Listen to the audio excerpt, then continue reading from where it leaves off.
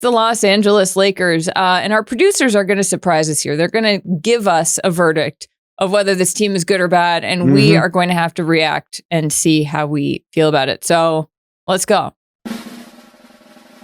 Drum roll. Nice. Oh, thumbs down. Oh, that's supposed Amin. to mean that's bad, right? Well, historically. Oh, there it is. Yeah, the music. Yeah. I know that the Lakers music. started off hot, but they have lost 6 of their last 8 games. They're now 12-10 and 9th in the West. They're on pace to be 45-37. They lost by 41 to the Heat last night, and they lost by 29 to the Timberwolves on Monday. Can we play JJ Redick's press conference after the game to see if we can pick up on his? Yeah. What's your post-game message after a tough loss like that, and kind of on top of some other recent tough losses? To you or to the team?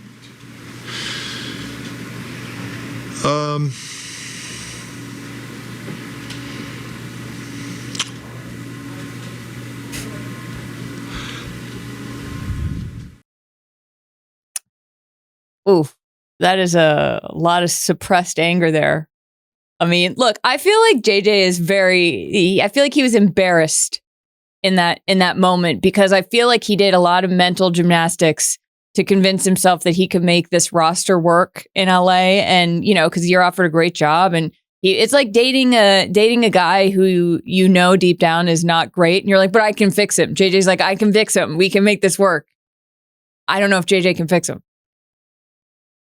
I just want the record to show. I told his ass. I said straight up to JJ when the rumors were going, and I said, man, don't do this. It's not a good job. And he changed the subject. He made it about like people making content out of anything and all that. And I let him, I said, I'm going to let you pivot on that, JJ. I'm not going to fight you on that, because I know it's not a comfortable conversation to be having, especially when you're trying to deny it to the world and it was really happening. But I'm just like, this isn't a good job.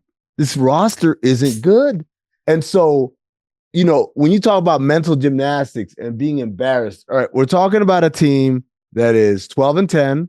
A year ago, they were 13-9, right?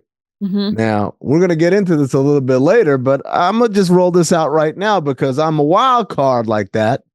Net rating a year ago for the Lakers after those 22 games or so, Charlotte, was a respectable, I would say, minus 0.8. Now, the deal with net rating, and that's why we wait the 20 games, ladies and gentlemen, because 20 games really tells you that's enough of a sample size for us to draw conclusions. Net rating is the stat that most definitively ties to your win-loss percentage more than any other stat. That's the one that feeds it the most.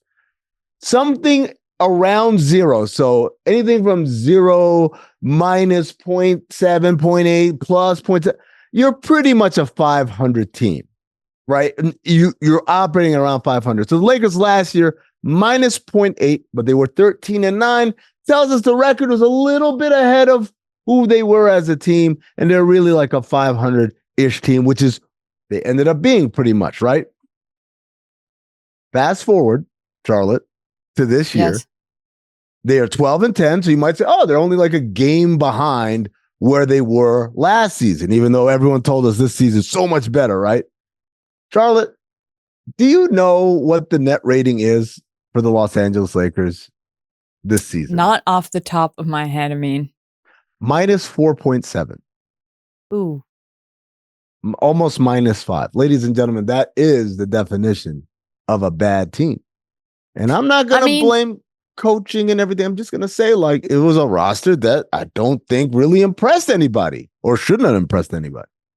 Yeah, I think that if LeBron, who is, 25 days away from turning 40, is your best player and he's playing every game and you're not having serious conversations about load management, he should be like the supersonic super soaker that you can bring out and just like destroy everybody. But instead, he's having to carry such a big amount of responsibility here. And like last night when people were running down the court, there was a fast break against Miami, and he's just pointing and he's standing at center court being like, somebody do this because my legs are tired. Stop that guy.